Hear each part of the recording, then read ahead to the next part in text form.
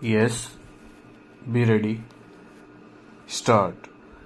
Reliance is placed on another office memorandum dated 17/5/2016, wherein it has been highlighted that in order to tackle corruption and ensure transparency, all tender inquiries and corrigenda, etc., must be uploaded on the website of the Central Public Procurement Portal, which, according to petitioner, was ignored. Stop.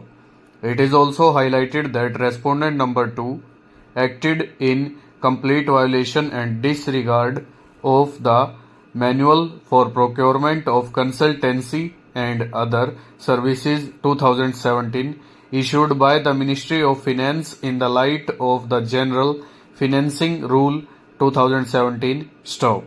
The grievance of the petitioner is that respondent number 2 has proceeded to select respondent number 3 without any disclosed criteria, without uploading any information on the Central Public Procurement Portal, without issuing or publishing any advertisement in any newspaper, and lastly, without even publishing any information in this regard on its own website. Stop. Thus, respondent number 2 has violated the General Financial Rules 2017 and the Manual Procurement for Consultancy and Other Services 2017, besides being against all the tenets of fairness. The procedure adopted is arbitrary and wrought with illegalities. Stop. It is contended by the learned counsel for the petitioner that the reliance placed by respondent number 2 on Rule 194 of the General Financial Rules 2017 is completely misplaced. Stop. It is submitted that the said Rule 194 can only be invoked in rare and exceptional circumstances, which is not the case in the present matter. Stop. The threshold laid down by the apex court has not been met by respondent number 2 before awarding the contract in question to respondent number 3. Stop.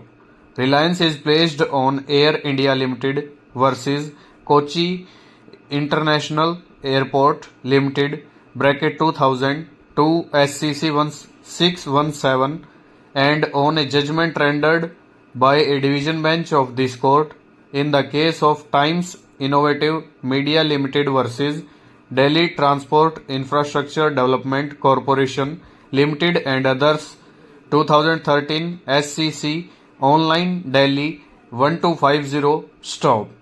During the course of hearing, learned counsel for the petitioner has taken a categorical stand before us that the petitioner is only concerned that a comprehensive disaster management plan is prepared for the museum by any agency which has the requisite expertise, knowledge, experience in disaster management. Stop.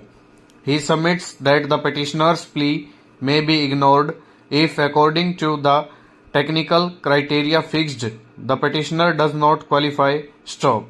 However, his first concern is that the agency which is appointed should have the experience and expertise to protect the national heritage, that is, National Museum, from any calamity such as floods, fire, and obligor mobs. Stop. Per contra, Mr. Gogna, learned counsel for respondents, submits that the submissions made by learned counsel for the petitioner are completely misplaced. Stop. He submits that the respondents have taken recourse to Rule 194 of the General Financial Rules 2017. Stop. It is further submitted that there was no necessity of inviting any tenders or expression of interest or a public notice, and thus the submissions so made by counsel for the petitioners are liable to be rejected on this ground alone. Stop.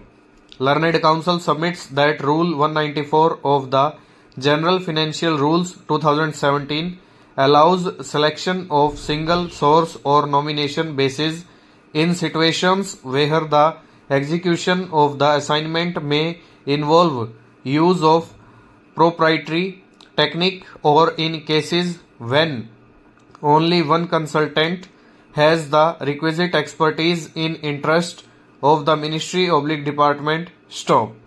It is submitted that as per the delegation of power dated 7/6/2018, the Director General, National Museum can award a contract on single tender basis up to an amount of rupees 50 lakhs. Stop. Mr. Gogna has also highlighted the fact that a decision was taken after due application of mind in the best interest of the National Museum. Stop. He has drawn the attention of court to the note file dated 6/5/2019. Stop.